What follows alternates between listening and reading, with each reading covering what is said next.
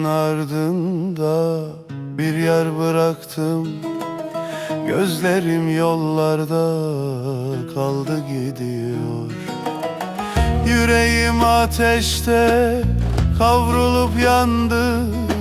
Sevdam dilim dilim yarı özlüyor. Aman aman gel diyor gönlüm, sensiz geçen her gün zulüm. Ayrılık bir derin kuyu, düşürdün beni bu oyuna. Aman aman gel diyor gönlüm, sensiz geçen her gün zulüm. Ayrılık bir derin kuyu, düşürdün beni bu oyuna.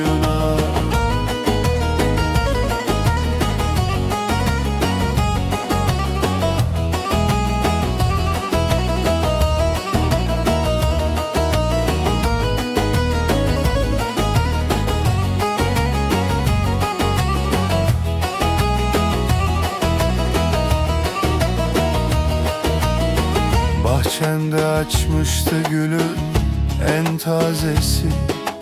Kopardım koydum bağrıma.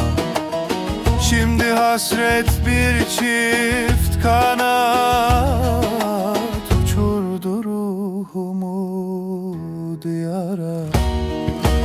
Aman aman gel diyor gönlüm, sensiz geçen her gün zulüm.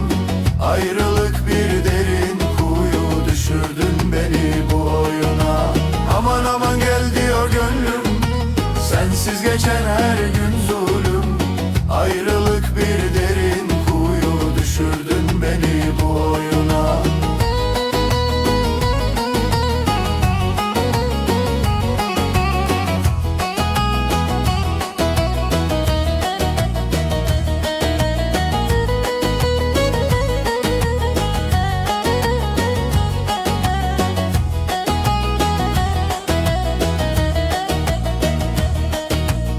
Ah çeker dağlar başımda bu sevda.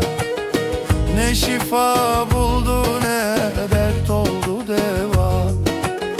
Bir bakışın yeter kurtulmaya. Dön yâri dön artık bu yollara. Aman aman gel diyor gönlüm, sensiz geçen her gün zulüm. Ayrılık bir derin kuyu, düşürdün beni bu oyuna. Aman aman gel diyor gönlüm, sensiz geçen her gün zulüm. Ayrılık bir derin kuyu, düşürdün beni bu oyuna. Aman aman gel diyor gönlüm, sensiz geçen her gün zulüm. Ayrılık bir derin kuyu, düşürdün beni bu oyuna.